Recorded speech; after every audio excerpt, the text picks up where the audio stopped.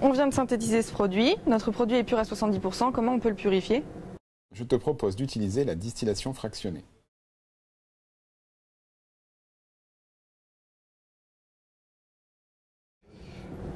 Le but de la manipulation est de purifier votre produit par distillation. Donc, votre produit est liquide, on sait qu'il est volatile, que sa température d'ébullition est différente de celle des impuretés. Donc par distillation, on va pouvoir le purifier et éliminer ainsi les impuretés. Pour cette manipulation, nous avons besoin d'un support élévateur, d'une plaque chauffante, d'un bain d'huile, d'un ballon rodé, de pierres ponces, de 2 thermomètres, d'une colonne de Vigreux, un réfrigérant et un récipient pour récupérer le composé. On positionne sur le support élévateur la plaque chauffante ainsi que le bain d'huile. On met le ballon rodé dans le bain afin de chauffer le mélange. On surmonte le ballon avec la colonne de Vigreux et celle-ci d'un thermomètre afin de connaître la température de distillation. Les vapeurs sont condensées par le réfrigérant et la fraction est récupérée grâce au récipient.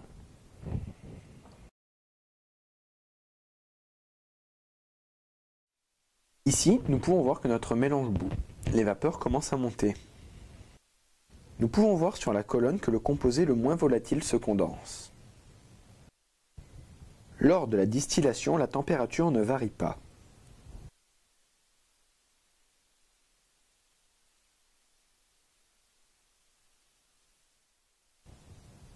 Une fois les vapeurs passées dans le réfrigérant, on récupère le distillat. Est-ce qu'on peut purifier tous les liquides par distillation?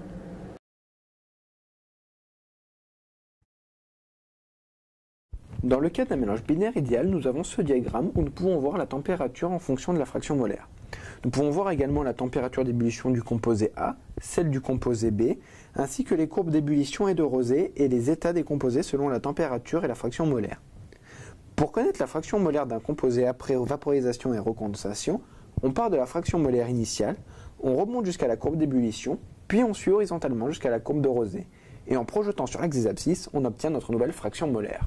Pour les mélanges réels, il n'est pas rare de rencontrer des cas où les liquides forment un azéotrope. Alors, qu'est-ce qu'un mélange azéotrope? Un mélange azéotrope est un mélange de liquides qui a une température d'ébullition plus faible que les températures d'ébullition des liquides pris séparément. Cela est dû aux interactions intermoléculaires.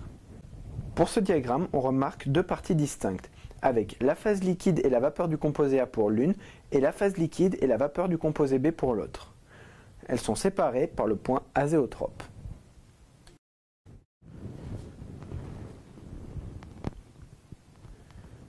Lorsque le composé le plus volatile commence à se distiller, la température de distillation est constante à la valeur de la température d'ébullition de ce composé, et elle le restera jusqu'à ce que le composé ait fini de distiller.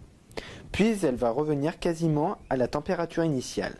Si on veut récupérer un composé moins volatile, il faudra chauffer plus.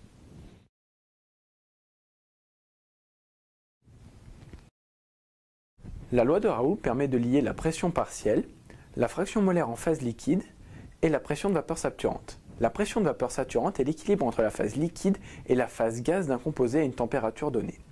On peut énoncer la loi de Raoult de la manière suivante. La pression partielle en phase vapeur d'un composé est proportionnelle à sa fraction molaire en phase liquide. Comment on sait quand la distillation est terminée?